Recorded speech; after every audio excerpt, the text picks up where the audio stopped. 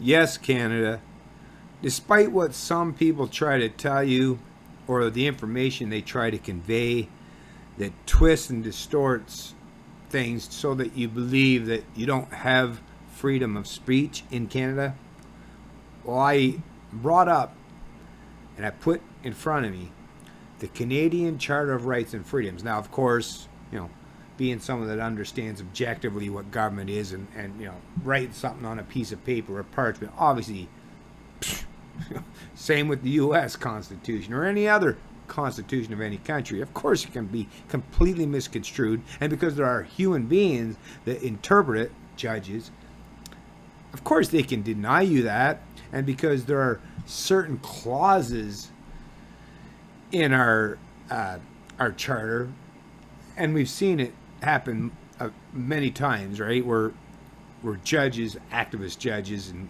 on one way, or political activist judges, will do their best to undermine or deny your rights and try to skirt that reality by finding some little semblance of legalese or, oh, look, it says here, right? But if you take the words that are in the Canadian Charter of Rights at face value, yes, you do have freedom of speech in Canada. Let me read so you can make that determination for yourself. First, whereas Canada is founded upon principles that recognize the supremacy of God and the rule of law. So God and the rule of law. You notice there's no government. Canadian Charter of Rights and Freedoms, there's no recognition of government. It's God and the rule of law, which the rule of law is something that it just happens spontaneously and over the culmination of the historical precedent of human existence and coexistence, where we've had to find ways to break down these barriers, right? But part one, the Canadian Charter of Rights and Freedoms guarantees the rights and freedoms set out in it, subject only to such reasonable limits prescribed by law as can be demonstrably justified in a free and democratic society. So that's the clause that people will use to say, well, you see, no, you don't have freedom of speech because, you've had that, like I say, you've had whether Supreme Court decisions or, activist judges that have tried to deny people their rights. But that doesn't change the wording. That just means they've misconstrued and misrepresented the wording or found a way to skirt that reality. But yes, you have freedom of speech. Part two, fundamental freedoms. The fundamental freedoms. The fundamental freedoms. In other words, the foundational freedoms. Everyone has the following fundamental freedoms. Everyone has the following fundamental freedoms. These are the exact words in the Canadian Charter of Rights and Freedoms. A, freedom of conscience and religion. B, freedom of thought, belief, opinion, and expression, including freedom of the press and other media of communication. So yeah, media of communication. In this modern world we live in, what would be an other media of communication? Social media.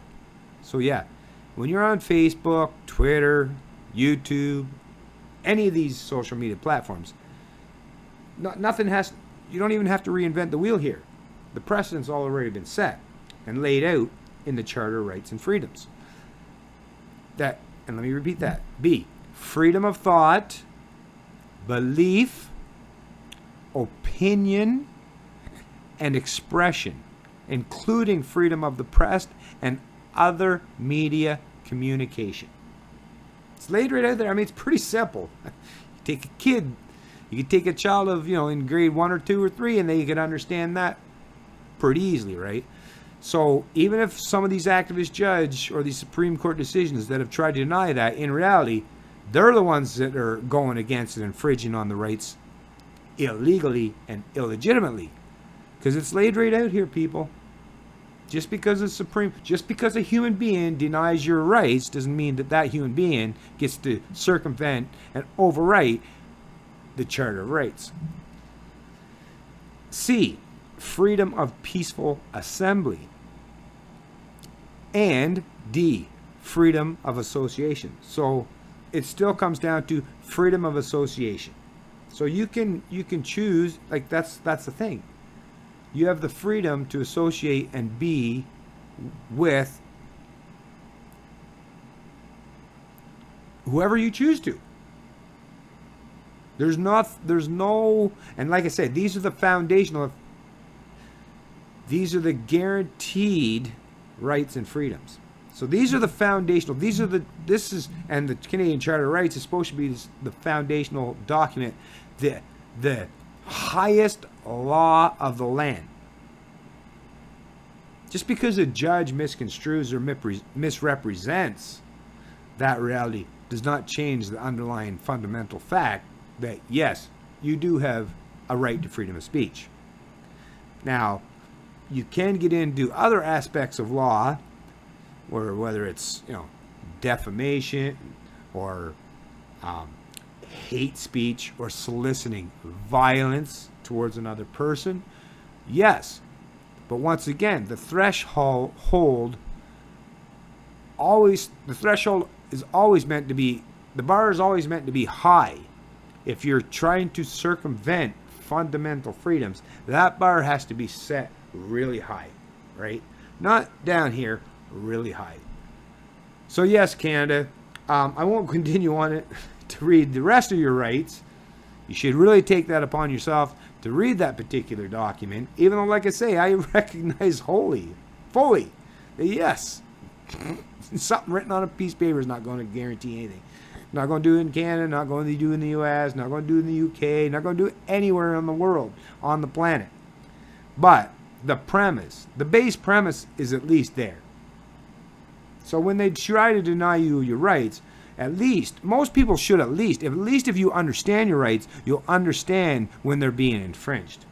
If you let media propagandists or political hacks tell you how to think without reading the document yourself, then yeah, you'll be susceptible to whatever they tell you. And you will be like a lot of Canadians that I've seen that don't believe you have a right to free speech. But yes, you do. It's Canadian Libertarian. I love liberty.